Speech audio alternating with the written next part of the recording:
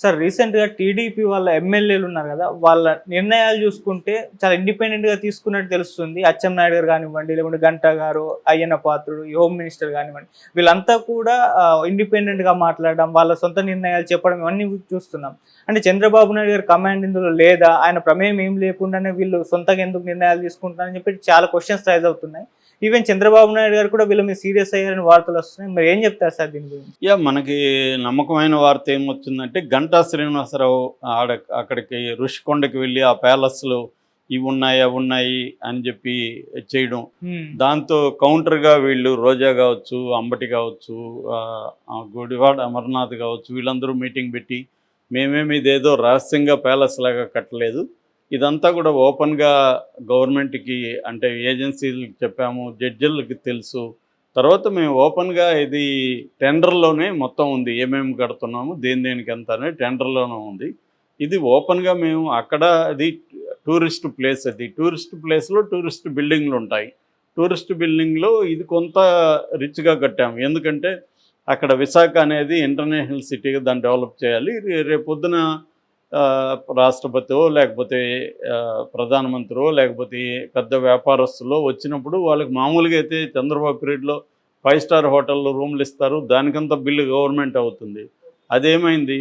ఆ ఖర్చు తడిసి మోపుడవుతుంది. దాన్ని మేము ఆ ఖర్చు లేకుండా ఉండడం కోసం పర్మనెంట్‌గా ఒక మంచి వసతులతో కాంక్రీట్‌గా కట్టాము.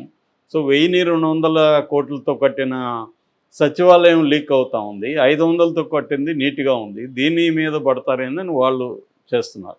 ఏదేమైనా ఇది 'గంటా శ్రీనివాసరావు' ఎవరికీ చెప్పకుండా తను అత్యుత్సాహంతో మీడియాని తీసుకెళ్ళి పెట్టేశాడనేది ఇప్పుడు అంటున్నారు. అందుకని చంద్రబాబు ఆయనకి ఫోన్ చేసి క్లాస్ పీకాడనేది చెప్తున్నారు. నిన్నెవరు వెళ్ళమన్నారు, నువ్వెవరికి చెప్పి వెళ్ళావు అనేది. అలాగే అచ్చెన్నాయుడు. అచ్చెన్నాయుడు నిన్న అక్కడ శ్రీకాకుళంలో ఆయన 4 శాఖలు ఇచ్చారు ఆయనకి. అక్కడ రివ్యూ సందర్భంగా ఆయన ఒక స్టేట్మెంట్ ఇచ్చాడు. విపరీతంగా ఎమోషనల్ అయిపోయాడు మనిషి. అయిపోయి ఉద్యోగులు మీద చాలా దారుణంగా మాట్లాడాడు. అదేంటంటే కార్యకర్తలకి అందరికి పిలిపించారు. మీరందరూ పచ్చబిళ్ళ వేసుకొని వెళ్ళండి. ఆ పచ్చబిళ్ళ వేసుకుని వెళ్తే ఏ ఆఫీస్కి వెళ్ళినా పోలీస్ స్టేషన్కి వెళ్ళినా ముందు మీకు కుర్చీ వేసి పెడతారు, టీ ఇస్తారు, దాని తర్వాత మీ పనులు చేసి పెడతారు అని ఆయన. ఒకవేళ ఎవరన్నా ఉద్యోగులు పనులు చేసి పెట్టకపోతే వాళ్ళకి ఏం జరుగుతుందో వాళ్ళకి ఎవరు చెప్పాల్సిన అవసరం లేదు. అంటే ఎంత డైరెక్ట్గా బెదిరిస్తున్నాడు. ఆయన శాఖ వరకు ఆయన మాట్లాడితే అన్నా ఒక అర్థం ఉంది. మొత్తం రాష్ట్ర వ్యాప్తంగా ఆయన నిర్ణయాలు తీసుకుంటున్నట్టే ఆయన మాట్లాడుతున్నాడు. అట్లాగే అయ్యన్న పాత్రుడు అయితే ఇంక బండబూతులు ఓపెన్గా వీడియో రికార్డింగ్ జరుగుతుందని తెలిసి కూడా ఆయన బండబూతులు మాట్లాడుతున్నాడు. ఒకవేళ ఉద్యోగులు ఏమన్నా తప్పు చేస్తుంటే ప్రాపర్‌గా చర్య తీసుకోవాలి. అంతేగాని ఇతనేదో వాళ్ళ కామందలు, వాళ్ళ జీతగాళ్ళు వాళ్ళే ఇవాళ ఒప్పుకోవట్లే. ఎవరన్నా బూతులు మాట్లాడితే ఒప్పుకుంటున్నారా? ఒప్పుకోవట్లే. ఆ మధ్య భువనేశ్వర్ బూతులు మాట్లాడిందని అతనెవరో మొత్తం పెట్టేశాడు ఆడియో. అవును. అలాగా ఇవాళ ఏ ఉద్యోగం అయినా కూడా మనం అతను ఏదైనా తప్పు చేస్తే దానికి ఒక పద్ధతి ఉంటుంది. కానీ నా ఇష్టం వచ్చినట్టుగా నేను బూతులు మాట్లాడుతా అంటే ఇవాళ కింద పనిచేసే అటెండరే ఒప్పుకోవట్లేదు.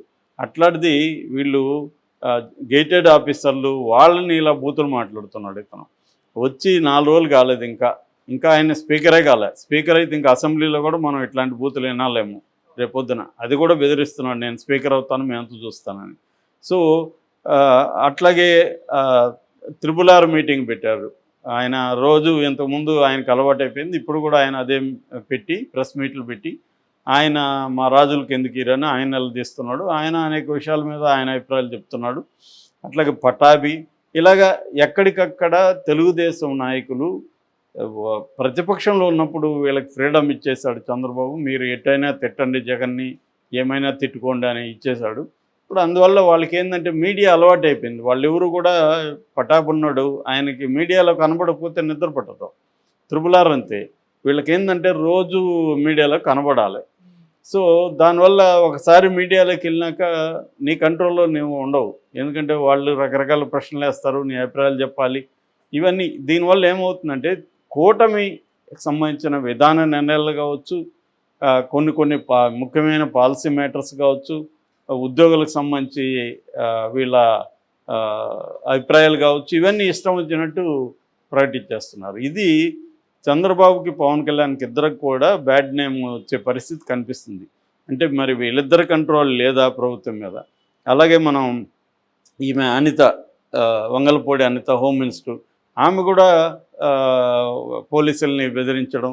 మీకు ఎవరైనా జగన్ మీ మనసులో ఉంటే, వ్యక్తిగతంగా జగన్ని ప్రేమిస్తే తప్పేముంది, లేదా చంద్రబాబుని ప్రేమిస్తే తప్పేముంది? ఉద్యోగ ధర్మంలో నువ్వేమన్నా ఒక పార్టీ వైపునుంటే ఆమె అనాలి తప్ప జగన్ని ప్రేమించొద్దని చెప్పే హక్కు ఆమెకి ఏముంటుంది? సో ఆమె ఆ స్టేట్మెంట్ ఇస్తుంది. అంటే ప్రతి ఒక్కరూ ఉద్యోగుల్ని బెదిరించడం అనేది కనబడుతుంది. మొన్నటి వరకేమో జగన్ని విమర్శించారు, అరాచకాలు చేస్తున్నారని. ఇప్పుడు అంతకంటే వీళ్ళు చేస్తున్నారు. అదొకటి. రెండోది, చంద్రబాబు ప్రభుత్వం లాస్ట్ టైంలో కూడా ఇదే ప్రాబ్లం. ఆయనకి ఏంటంటే కంప్లీట్ బ్యూరోక్రాట్ మీద గ్రిప్ ఉంటుంది తప్ప పార్టీ మీద, పార్టీ నాయకుల మీద కంట్రోల్ వదిలేశాడు. దానివల్ల ఏమైందంటే ఎక్కడికక్కడ చింతమనేని ప్రభాకర్ లాంటి వాళ్ళు ఉద్యోగస్తుల మీద దాడులు చేయడం, అరాచకాలు చేయడం, ఇష్టం వచ్చినట్టు మాట్లాడడం, ఇదంతా బాగా నెగిటివిటీ తీసుకొచ్చింది. ఇప్పుడు జగన్కి అంతే కదా, జగన్కి నెగిటివిటీ తీసుకొచ్చింది ఏంది? కొడాలి నాన్న, రోజా, వంశీ, తర్వాత అతను అనిల్ కుమార్ యాదవ్, అంబటి రాంబాబు, ఇలాంటి వాళ్ళంతా ఇష్టం వచ్చినట్టు మాట్లాడి, ఇప్పుడు అంబటి రాంబాబు ఎప్పుడైనా ఇప్పుడు మాట్లాడుతున్నాడు ఏది పోలవరం గురించి. ఆయన ఎప్పుడైనా ప్రెస్ మీట్లు పెట్టి పోలవరం పరిస్థితి ఇది, లేదా మీడియాని తీసుకెళ్ళి పోలవరం పరిస్థితి ఏం డెవలప్ అయింది, ఏం కాలేదు, ఎప్పుడన్నా చేశాడా? రోజా ఇప్పుడు వచ్చి ఈ భవనాన్ని గురించి చెప్తుంది, ప్యాలెస్. వీళ్ళు ఎందుకు తీసుకెళ్ళలేదు పబ్లిక్ని, మీడియాని? చూడండి ఇది ప్యాలెస్ అంటున్నారు, దీంట్లో ఏమేమి కట్టాము చూడండి, దీని ఉపయోగం ఏందనేది ఆమె ఎందుకు అప్పుడు బయట పెట్టలేదు? ఆమె ఎప్పుడైనా పర్యాటక శాఖ గురించి సమీక్ష జరిపి, పర్యాటక శాఖలో నేను ఇది ఇప్పటివరకు ఇది చేస్తున్నాం, ఇది చేయబోతున్నాం, ఇవి ఎప్పుడైనా ఆమె సమీక్ష పెట్టి కొన్ని పర్యాటక ప్రాంతాలకి మీడియాని తీసుకెళ్ళి ఇవన్నీ చేసిందా? అసలు ఆమె పర్యాటక మంత్రిగా పనిచేస్తున్నట్టు ఎప్పుడు అనిపించలేదు. ఈయన నీటిపారుదల శాఖ మంత్రిగా పనిచేస్తున్నట్టే కనిపించలేదు. ఎవరో బొత్స లాంటి వాళ్ళు మాత్రమే కొంత, వాళ్ళకి సీనియర్స్ అనుభవం ఉంది కాబట్టి కొంతవరకు మాట్లాడతారు తప్ప ఏ మంత్రి కూడా మాట్లాడలేదు. ఇప్పుడు వచ్చే వాళ్ళు ప్రెస్ మీట్లు పెట్టి చెప్తున్నారు. సో ఈ రివర్స్ అనమాట. తెలుగుదేశం వాళ్ళేమో ప్రతిదానికి ఓవర్ యాక్షన్ చేస్తారు, వాళ్ళేమో అసలు యాక్షనే చేయరు.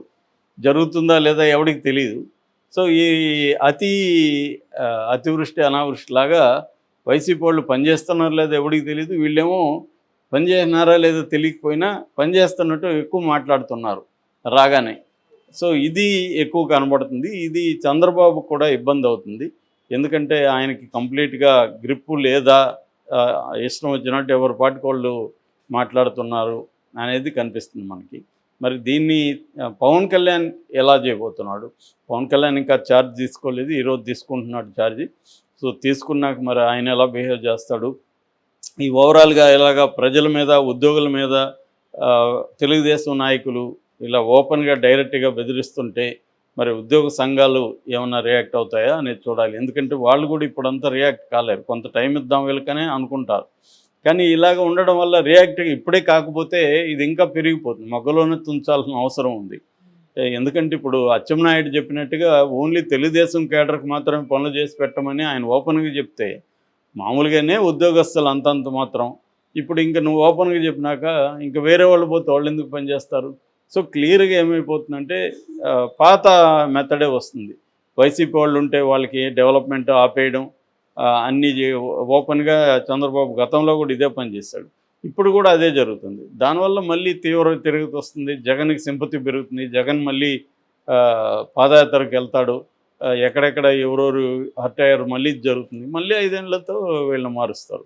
సో ఇది ఒక గొప్ప ఆపర్చునిటీ వచ్చింది. 161 అనేది చంద్రబాబు కెరీర్లోనే ఇప్పుడు రాలేదు. దాన్ని నిలబెట్టుకోవాలంటే ముందు తమ మంత్రులను, తమ ఎమ్మెల్యేలను, వీళ్ళందరినీ చంద్రబాబు కంట్రోల్ చేయాల్సిన అవసరం ఉంది. ఎవరు ఎట్లా మాట్లాడాలి, ఏంటి, ఉద్యోగస్తులతో ఎలా డీల్ చేయాలి, ప్రజలతో ఎలా డీల్ చేయాలి, ఈ వ్యవహారాలని నేర్పించాల్సిన అవసరం. వీళ్ళకి తెలియక కాదు, తెలిసి మాట్లాడుతున్నారు కాబట్టి కంట్రోల్ చేయాలి. ఒక్కోసారి అన్లెర్నింగ్ అంటారు, నేర్చుకున్న దాన్ని మానేసుకోవాలి. అంటే వీళ్ళకి ఎక్కువైపోయింది. సో అవన్నీ ఇప్పుడు మానేసి బేసిక్స్ నేర్పించాలి. ప్రజాస్వామ్యంలో ఎలా ఉండాలి, పీపుల్ సెంట్రిక్గా ఎలా పనిచేయాలి, ఈ విషయాలు మాట్లాడాలి. కానీ వీళ్ళే చంద్రబాబు, లోకేష్, పవన్ కళ్యాణే రివెంజ్ మోడ్లో ఉంటే ఇంకా వీళ్ళు ఉండరా? కాబట్టి మనం ఆశించడం కూడా వీళ్ళ నుంచి పొరపాటు అవుతుంది. ఏం జరుగుతుందో చూడడం తప్ప మనం ఏం చేయలేం.